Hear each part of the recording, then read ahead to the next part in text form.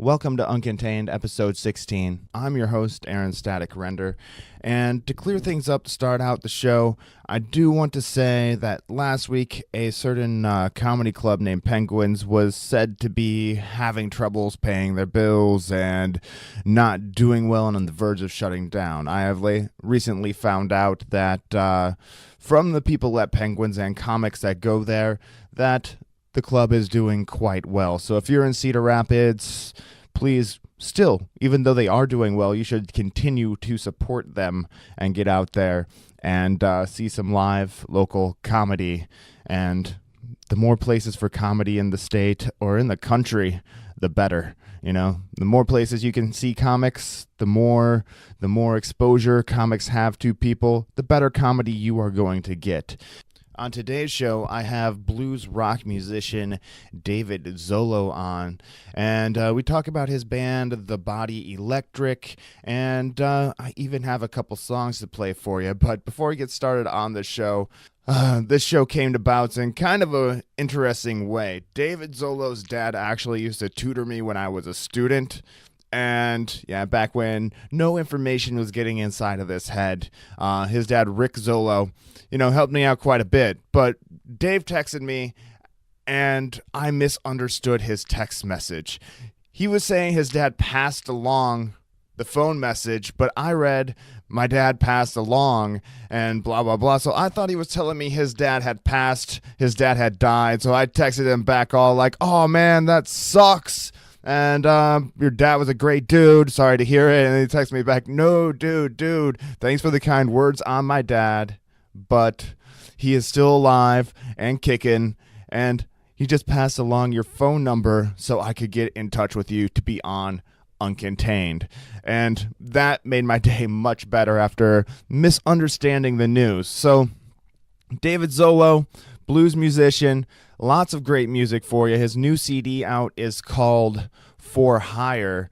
And actually, before I get into the interview, I'm going to play you the title track off of that CD and then just jump right into conversation. So here is episode 16 of Uncontained with musician David Zollo.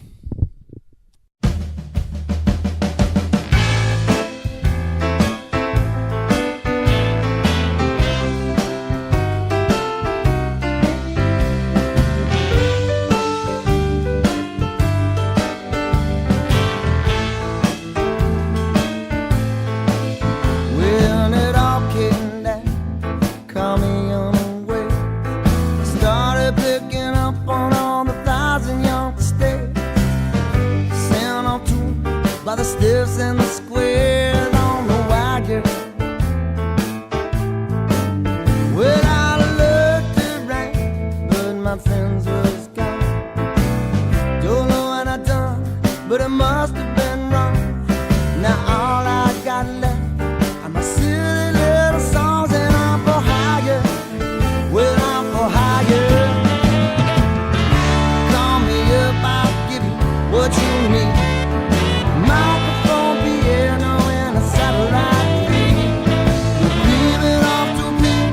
Remarkable speed. Unless they say they do not want it, I burn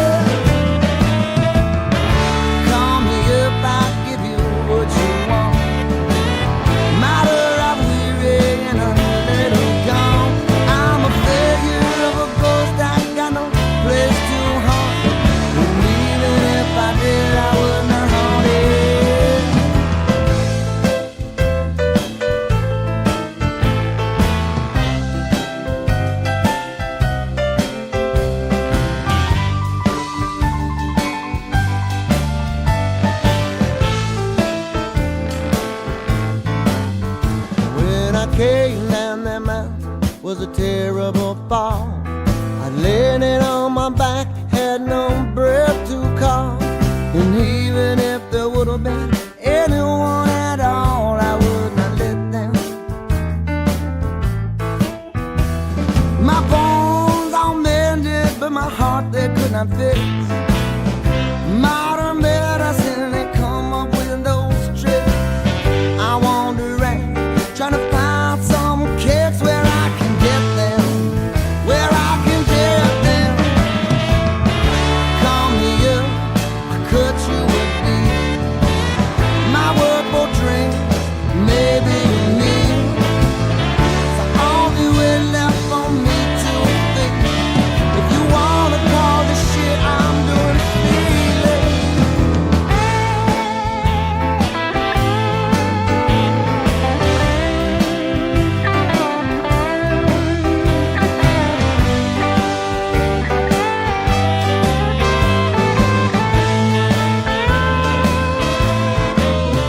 Sometimes I bring the boys in the band along for the ride. They do not like it, but it's cash on the side. The only problem is no place to hide when it's go time. All of the pimps, pushers, junkies, they come around. When they hear that my band's in town, we never ever ever put them down at the show time. No, no, no, no time. Call me up, I come right away. Go through the motions and collect my pay. Might stick around if you got something to say.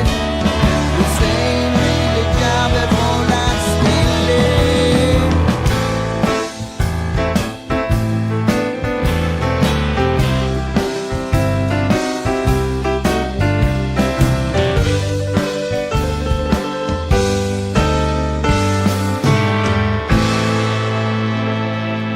How's it going today, Dave? I'm doing good, Aaron. How are you? I'm doing great. Thanks for taking the time to come on Uncontained. And for our audience, so I don't butcher your intro, will you share a little bit about yourself with the Uncontained audience? Absolutely. So yeah, my name is David Zollo.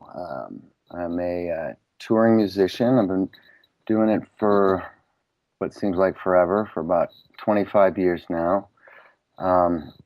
I have both fronted bands and played as a session musician for other bands. I played for years with a guy named Todd Snyder in his band The Nervous Wrecks out of Nashville, Tennessee. Played with Greg Brown and Bo Ramsey, two of Iowa City's luminary musicians and songwriters, and a guy named William Elliott Whitmore, who I've also just started a new band called Middle Western with. I've played on a number of his records for Anti, which is Tom Waits' record label. Okay, wow. So you got Midwestern as your new band, and you have the Body Electric, correct? And how many other bands are you in right now? Yeah, so Middle Western is the new band, and that's with Will, a couple Chicago musicians, and the drummer from my current band, the Body Electric. And the Body Electric is my main band, the touring band. So I tour under the name David Zollo and the Body Electric. And those are really the two main bands. But I'll do pickup work with other people. My band the Body Electric just backed a Nashville singer-songwriter named Brian Johannesson on a recording that he did here in Iowa City at Flat Black Studios. And we are actually have a gig in town here this summer with a young woman named Anna Lauby, who's a singer-songwriter, where we'll play a set and then we'll back her on a set. So you keep busy if you want to, if you want to work enough, and if you want to kind of keep things interesting. Okay, how do you get set up backing these other bands? So, like, for example, the Brian Johannesson sessions, a couple of the guys in the Body Electric in my current band had played with him when he was here in Iowa City. think he was here in town at the university, studying creative writing at the university, and was also getting into songwriting. So they had backed him, and he had done some different festival type stuff where he'd opened for us or where we played on the same bill. And so that was a thing where he sent us his songs, and we just, kind of worked up the tunes in the studio. He had a producer with him from Chicago. The young lady Anna Laube, who's a really really good singer songwriter, who was based out of the Bay Area. She is a former student of mine when she was really young, and before she started touring. So she'll Oh, send wow. us, yeah, she'll send us a copy of her newest record, and we'll learn the songs, and then we'll go from there. Now, do these artists have a band already, or are you like acting as their studio musician for them, or So on the is Brian it more than Johannesson that? on the Johannesson session, we were basically his studio band. The thing with Anna is more of just a one-off. So we'll learn her tunes, and we'll basically just act as her band for the night on that gig. Um, Oh, cool. so yeah, so there's different ways you can do it. We play a fair amount, so there's probably not enough time for us to be somebody's full-time backing band. Although, if that kind of opportunity arose, that's the kind of thing you would talk about it, and if it worked out, you might do it. Right on. So you mentioned you're in two bands right now, Dave Zollo, The Body Electric, and Middle Western. How do those two bands differ?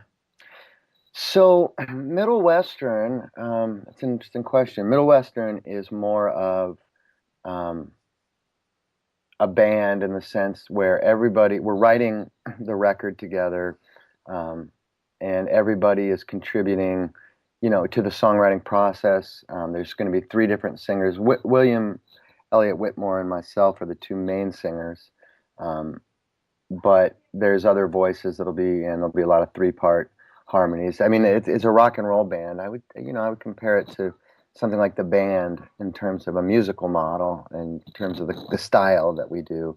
Whereas the Body Electric is a band that is doing my songs, and it is a band too. I mean, everybody is definitely contributing a significant amount to the live performance. There's a lot of improvisation that goes on stage, but it's really, my band doing my songs. We just did my most recent record was done with my touring band, and it's done under the name The Body Electric, David Zollo and The Body Electric. And but those are my songs that I had written, and I came to the band with those songs already done, and and then we worked them up and performed them live, and kind of the songs kind of take on their identity on stage. Whereas Middle Western is definitely a band where everybody's got full-time projects, and we're getting together on the side and writing together, recording, and there'll be a lot less touring with that band. Although, who knows? It might wind up being a more significant touring outfit than what the plan is now. But Okay, so the Middle Western is kind of like, the super groups of, say, like when like Audio Slave or whatever, when all the bands like got together with their members from established bands or groups and I got mean, it together and created kind of one is, on a yeah. I smaller mean, I scale. mean,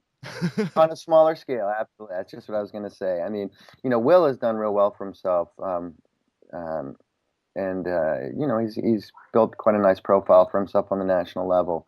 Um, but this is definitely something where, especially around this area, around the Midwest.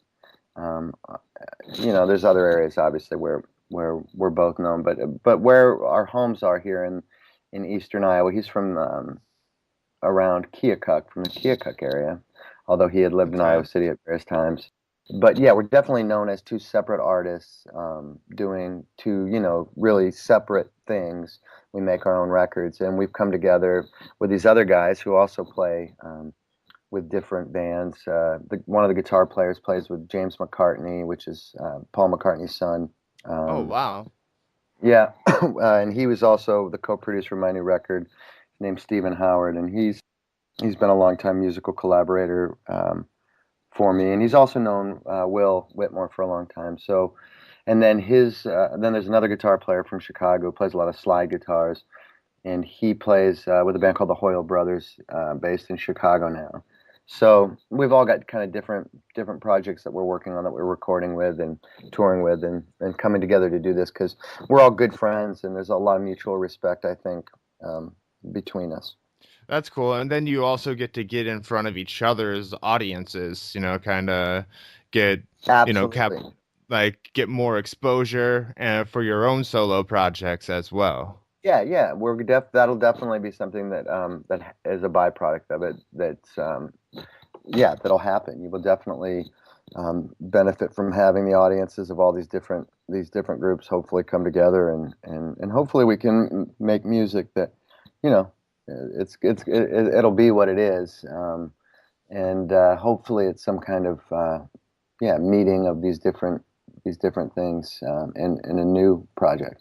Right on. And you mentioned you were having your CD produced. Didn't or do you still have a record label right You now? know, I Trailer Trailer Records? Records. No, I don't do the label anymore. It's actually been a few years now that it's been that I haven't done it. It was when I did it for 12 years. It was an amazing experience. It was an incredible amount of work because I was also touring full time.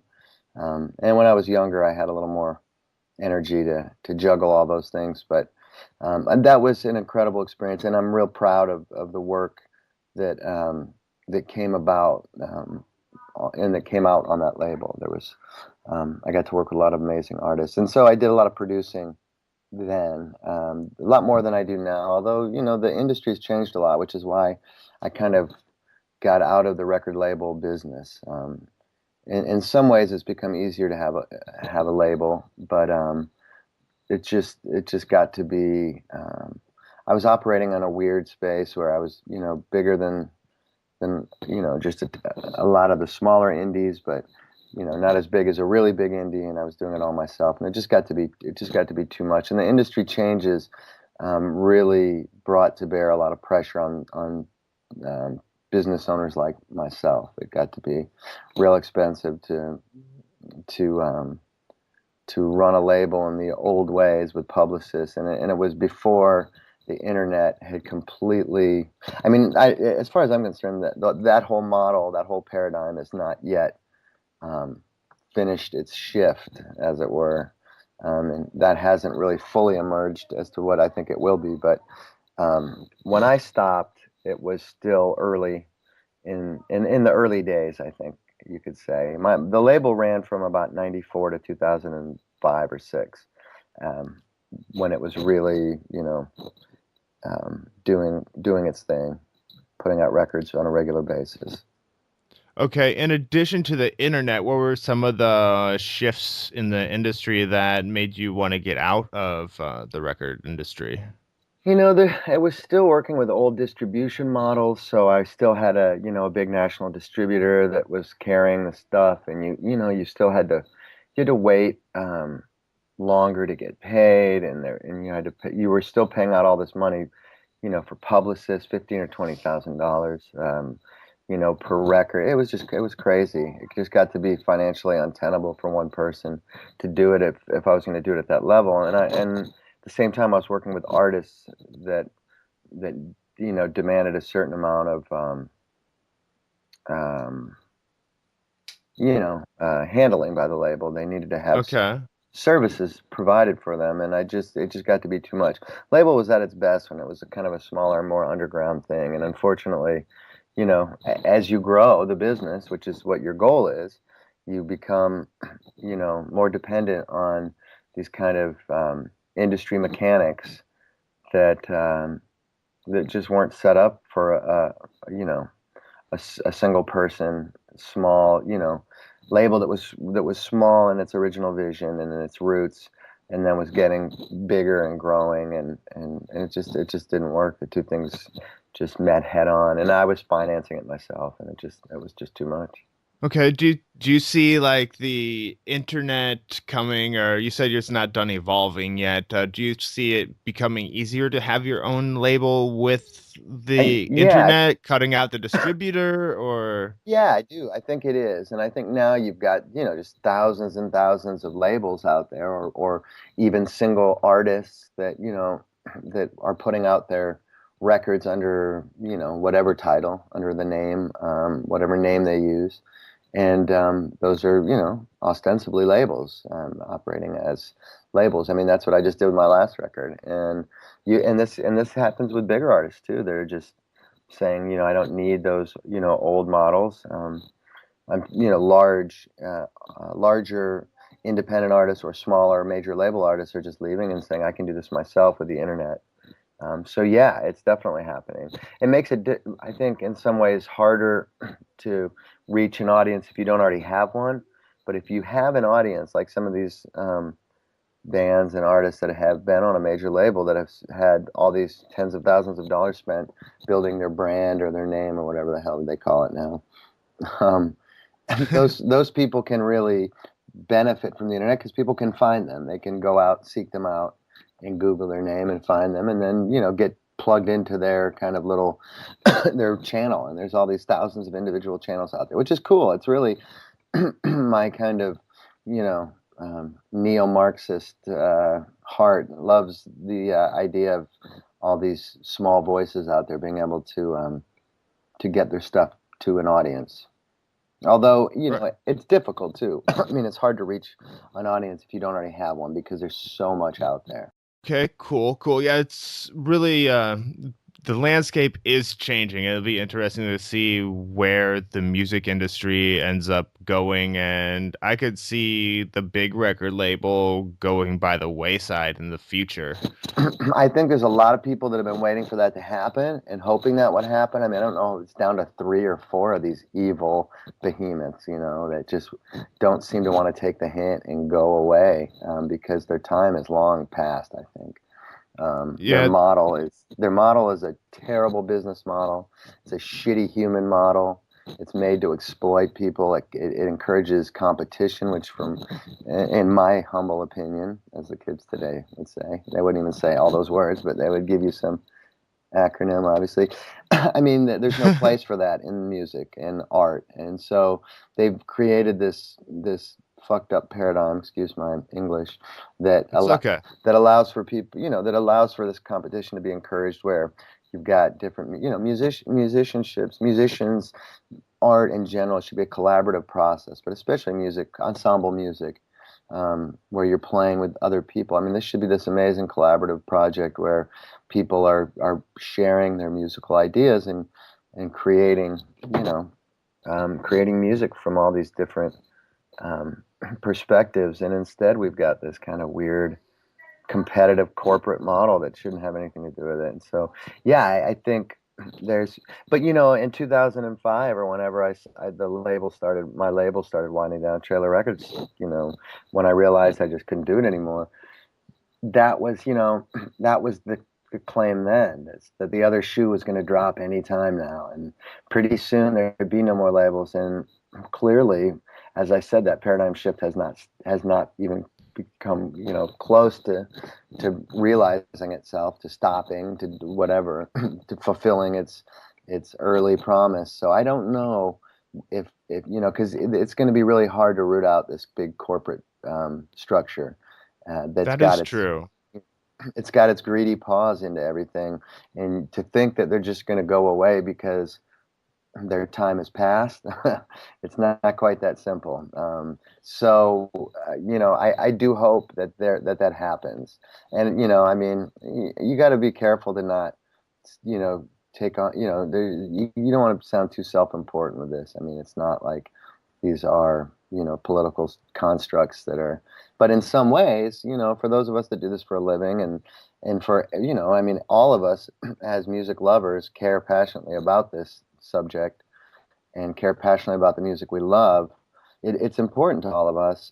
So it's a fine line. I mean, as with all things, you want to avoid too much self-referential, or self-congratulatory rhetoric, but it would be good if those old models would just go away. And it seems like the record labels now are more like focused on, say, the pop music opposed to more the style of music that you're doing or that Sure. isn't necessarily on the radio. That's record labels are Yeah. just Yeah. pushing to I the think that. masses, and all the smaller groups and genres are finding other routes to get seen and I think heard. it's a totally fair, yeah, assessment of what's going on. And then I think if some more organic musical styles, they can get a hit with something, whether it's like something like Mumford and Sons, or I don't know, pick a name of somebody that's playing more traditionally, um, you know, f- uh, folk styles or Americana styles, whatever you want to call it. Even though they're not American, I don't think. Yeah, when something like that happens, they'll pimp it out as much as they can, and they'll see how much. But it's really about yeah, mass marketing, mass selling something, and yeah, that certainly tends to be around something like it's going to be a hell of a lot easier to sell Katy Perry than a 46-year-old Iowa indie rock guy who's been flogging the horse for 25 years. There's definitely you know there's definitely certain things that are attractive to the corporate record industry for sure.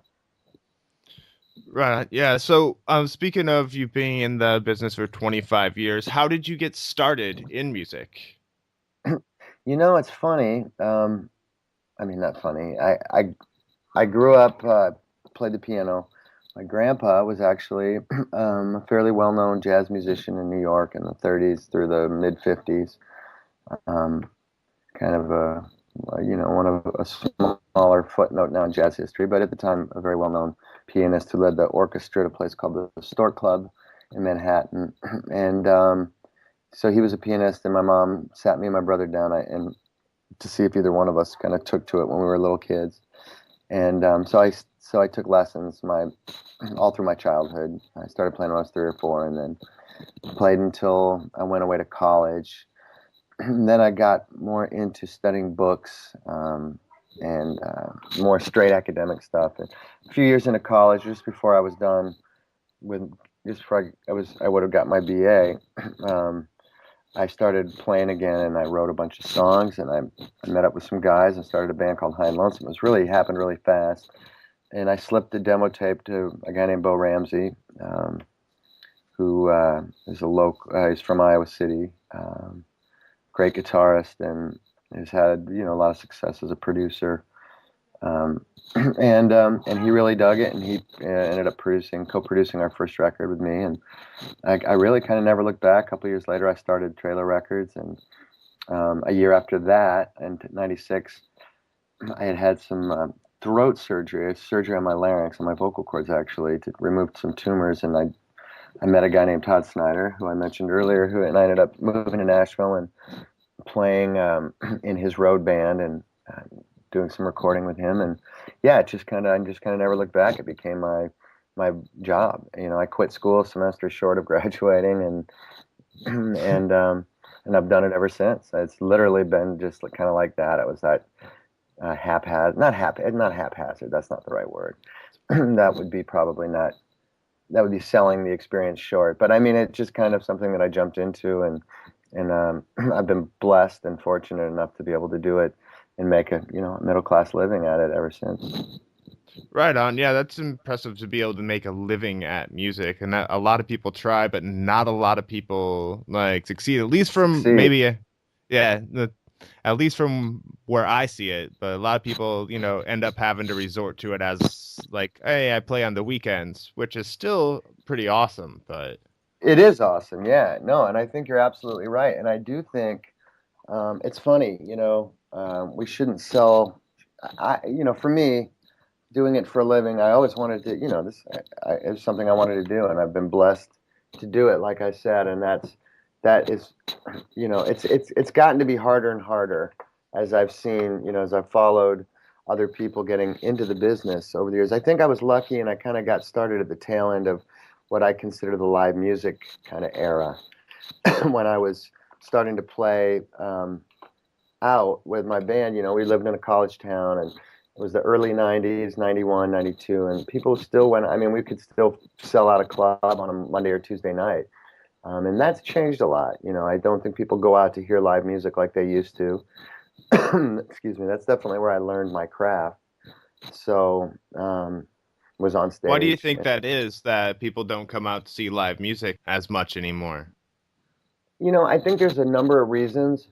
Um, I think the technology, the delivery systems for our entertainment have changed so drastically um, with the internet, with cable TV.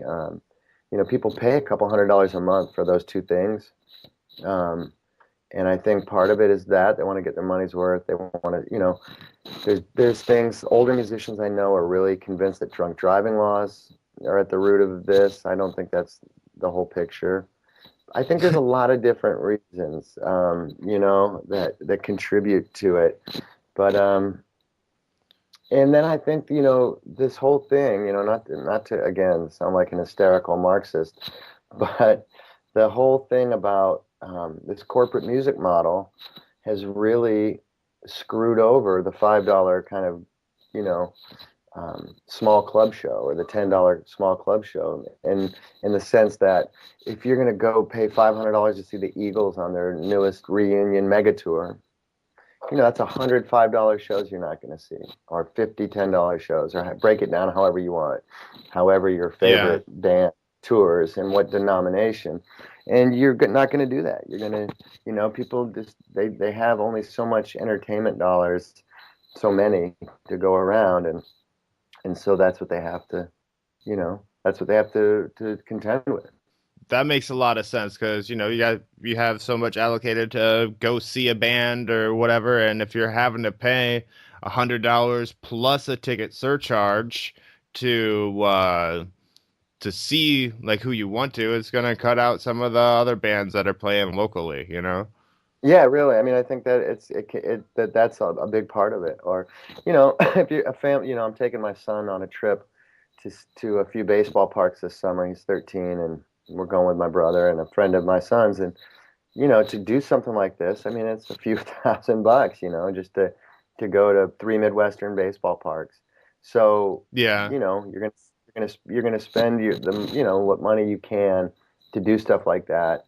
You make your choices, and so as entertainment, as when it's $500, $600, I forget. You see these studies what it costs for a family of four to go to a professional sporting event, and again, it's the rise of these corporate box seats and corporate. I mean, and the salaries, everything has just gotten so out of control, and people can only spend so much on their entertainment, especially now with our economy pinched like it is. Yeah, definitely. All right, David, you were mentioning talking about traveling with your son. Is your son getting into music now? Yeah, he is. So he's 13, as I said. He actually is studying at the same music school that I attended here in Iowa City, a Suzuki school called the Prusel School of Music, and studying with the same teacher that I had. So that's extremely cool. But that's classical, concert classical piano. But he's also getting into popular music. He's into obviously different kind of stuff than the stuff that I do, but. Um, Cool. but Uh, yeah, but it's great to watch him, get into the stuff that he's getting into. that's cool. So piano's his main instrument right now. Yep, he's playing the piano just like his old man. All right, that's awesome, dude. That's awesome. So look forward to hearing some stuff from him in the future. I hope so. Did, Yeah. what was the piano by design? Were you like, here, son, play the piano, play the piano? You it's funny. I waited probably longer than I should have to even get him started. We obviously have a piano in the house, and I had pianos around, so it was an obvious choice. And as my grandfather was a pianist, I'm a pianist. It made sense because a lot of that is handed down. I mean, there's a genetic component to it, and the way he's taken to the instrument, it's been pretty amazing. So he started about 8 or 9. I think he was just turned 9, and he's just he's plowing through the Suzuki curriculum, the Suzuki music curriculum, pretty amazingly. So there clearly is that component. He's got a real natural um, inclination for the instrument, definitely. Awesome. My mom had me take, or actually my parents had me take piano lessons when I was a kid, but at that age I didn't like it, and now I wish I would have stuck with it. You know, it's It's like, amazing. Yeah, I can't tell you how many people, yeah, say that I hear that, how often I hear that. it's like back then it's like, no, I just want to go play in the dirt and stuff. Now it's like, dude, I wish I would have stuck with it. I'd be able to play piano. Exactly. But all that stuff. So, um, changing subjects just a little bit, but also helping other musicians along the same line. I see you have a new a project, the Iowa Music Project. Yeah, yeah. Care to speak a little bit on that? Yeah, it's actually it's not my project, although Middle Western, my new band, is involved in it, and we did a song for it. But there's a young guy here in town who started this project to develop young talent in Iowa, singer-songwriters, musicians. It's a beautiful thing. I love seeing this happen. So we're doing a show, kind of a fundraiser for the first record release in Des Moines, Middle Western is, on June 2nd, and contributed a song to the recording. Other than that, I'm not involved with any of the kind of the finer details, so I'm not sure of what exactly is happening with it, except that it's a great project, and it'll really hopefully be um, a vehicle to help young singer-songwriters with some of the resources you need, in in terms of studio and other musicians, and just provide for resources for people that want to get into this business.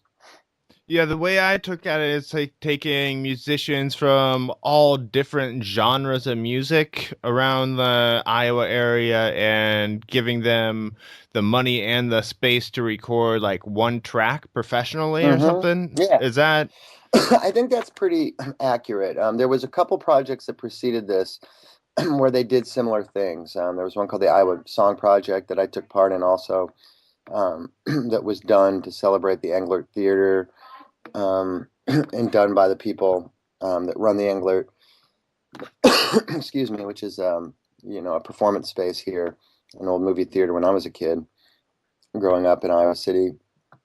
So yeah, this is kind of using that same model where they're providing the money for these young bands to record a track in a professional studio, and then they'll promote the release. So hopefully, if people hear something they like, they'll go search that artist out and get a full length release from them, or come out and see them play, and just help. So creating that culture where new singer songwriters that are just getting started can kind of step right into it. Yeah, I'm actually looking it up right now. It's Jane, is it James Gang Endeavor? Oh, is it a James Gang endeavor? I didn't know that the James Gang, that Luke was a part of the James Gang, but that makes perfect sense. Yeah. Yeah, so and I also read that there's going to be a concert afterwards and Midwestern is playing. Is that Yeah, correct? I'm trying to find details. Middle Western's headlining June 2nd in Des Moines at the Des Moines Social Club, which is another really neat arts agency based out of Des Moines that works with really on a really large financial level with corporations like Hy-Vee and the Principal to create all these different art galleries and music spaces. The Des Moines Social Club's a really neat thing, something worth checking out for people that are interested in kind of modern arts promotion and development on a large scale. But anyway, we're going to play in the theater on June 2nd. We're headlining. Okay, yeah, that's really cool. I was just looking, yeah, the submission period ended March 15th. And it was like January to March, but looks like they're doing the recordings and Yeah. everything now, and you said the concert's June 2nd Yeah, in Des Moines. yeah, and they're going to do some different ones. I know different shows with some of the different acts, but I know Middle Western's playing that first one on June 2nd in Des Moines. Okay, cool. And it's awesome seeing people help out other bands coming up. That's kind of one of the reasons why I started this podcast, like basically for entertainment industry, period, like comedians, actors, musicians, and stuff like that. I wanted to be able to get advice for, the person just starting out to the person that's just about to quote unquote make it. Right. and and my opinion on getting advice from people is that when you hear a lot of the shows, it's the people who have quote unquote made it already that are giving the advice, and that doesn't always relate to the person Sure. who's just getting started Yeah. out. Oh, absolutely. No, I know exactly. That's really true. And when I had the record label, that was the whole idea of that. So I had Greg Brown would release records on the label, and then all the way down to acts just starting out, and the whole idea was for the rising tide to kind of bring everybody along with it. And when it worked, it worked beautifully. Yeah, definitely. And well, do you have any advice for people just getting started out then, Yeah, I do. You know what I or tell any people? level? Yeah, well, when I tell people, like, especially, I get asked obviously a lot, and not as much as I used to now that I'm entering the old fart territory. But when, I mean, I'm a big believer in playing as much as possible with as many different people. This is from a musician standpoint, but also any artist, collaborating as much as you can with as many different people as you can, and getting inspired as often as you can by other people.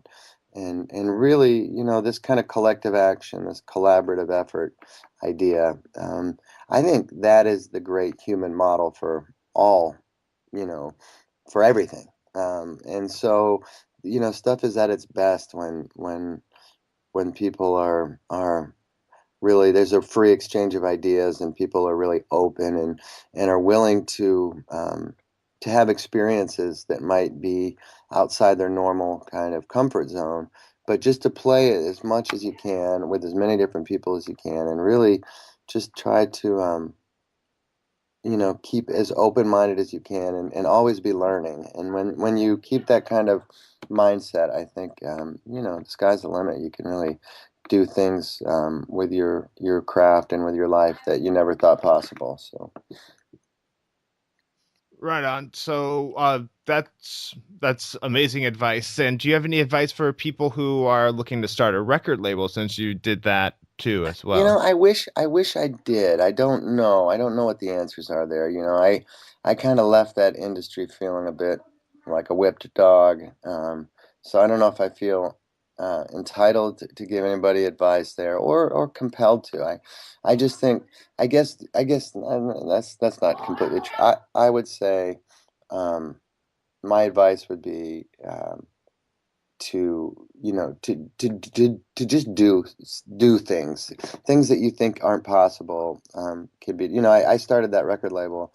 If I would have known how much work and money and heartache would have gone into it, I might not have done it, but I just did it, and I had some amazing experiences, and learned a tremendous amount. So I think the thing to do is just to kind of dive in, and again, keep your eyes open, and always keep learning.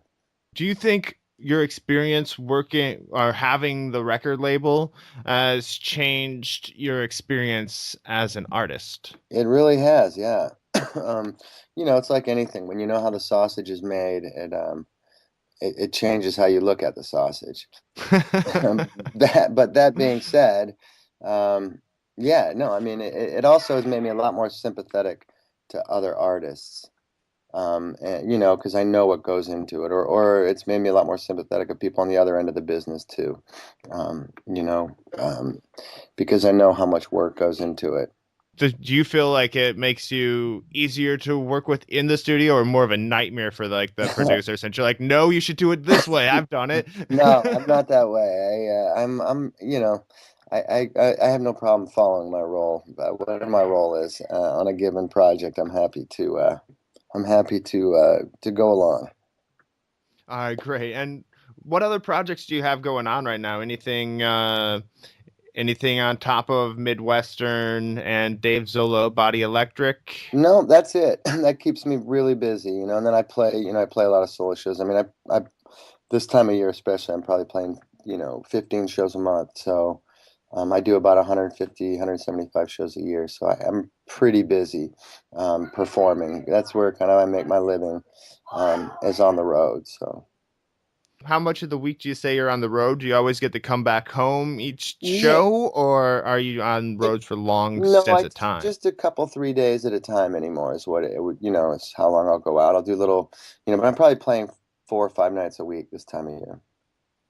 Okay, cool. And it picks up in the summer, right? Opposed Yeah, to say winter yeah, shows. spring, summer, fall are all pretty busy. Winter is a little slower.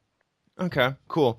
Well, it's getting close to the time to start wrapping things up, tying up loose ends in the show here. I'm gonna ask you a question that I ask all my guests, and it's based on the title of the show.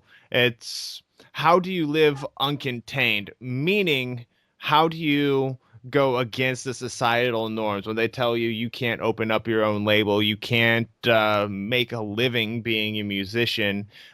So what is the way that you live uncontained?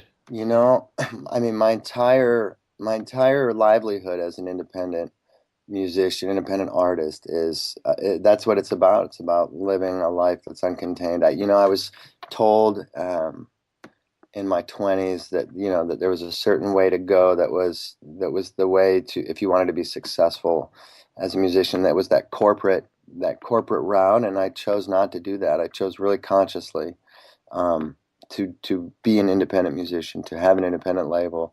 So, like I said earlier, it's really just a matter of you just do it. Now, it's not always that easy. You have to have a lot of good fortune come your way to be able to do it.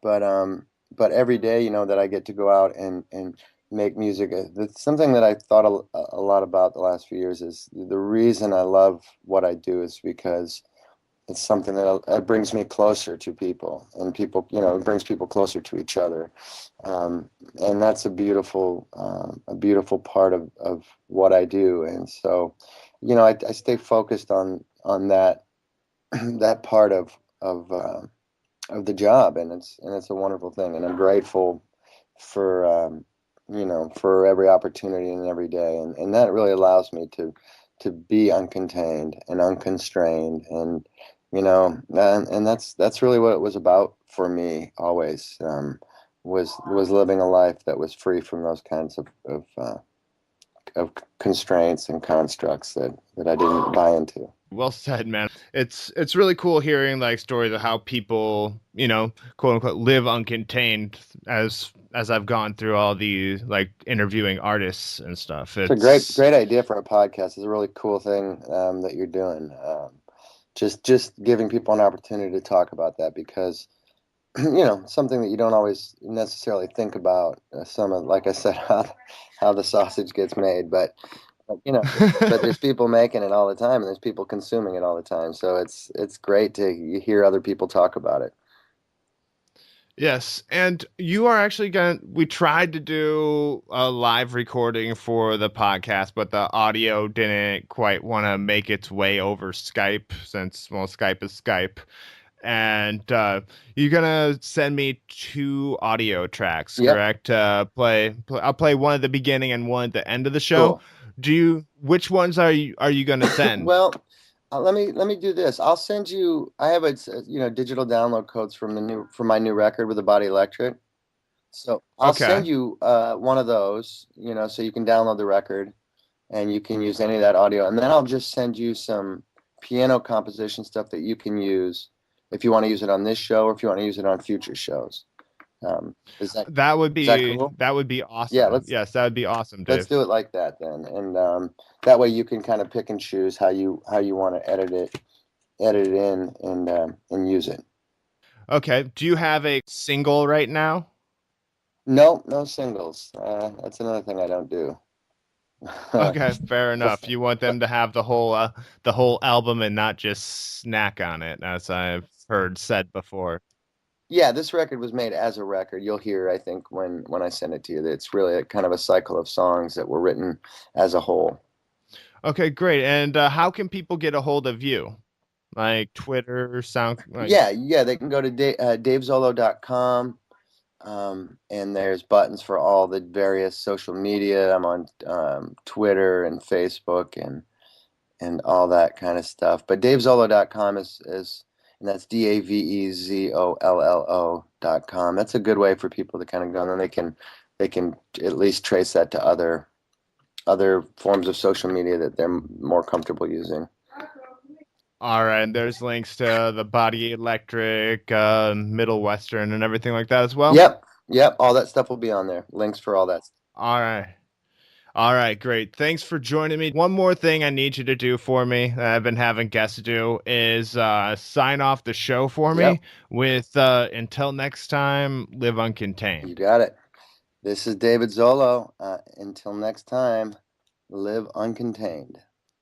Thanks again to Dave Zollo for coming on Uncontained today and talking about his band, David Zollo and the Body Electric, along with his experiences in the music industry, from running the record label to fronting a couple bands, filling in the studio for a couple bands, and on tour. So I hope you enjoyed the interview, and please rate, review, share, subscribe on iTunes or whatever pod player that you listen to on. It could be Stitcher. The more ratings and reviews, the more visibility this show gets, and the more people get to hear it. And that helps me out, and if you enjoy the show, it helps you out as well. We've got one more track coming your way from David Zollo and the Body Electric. Thank you for listening, and as always, until next time, live uncontained. Here's David Zollo and the Body Electric with The Hour of Our Need.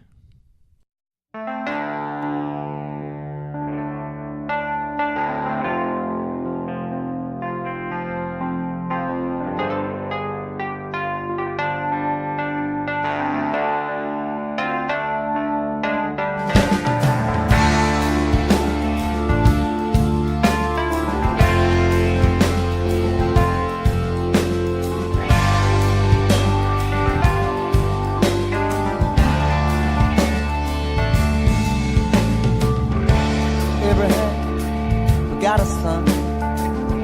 Knew that child was the only one. Then the voice of God came down. It laid that child on the ground. Put his knife out from his belt. Fatal blow was to be dead. Once again that voice it came. Spare that child in the light. Abraham is shame. I said, why? Why have you deserted us? Why have you deserted us in the hour of our need? No, a bit famous on his journey did embark. Saved each species one by one. Where the trip was made, what's done is done. Man has now become the beast.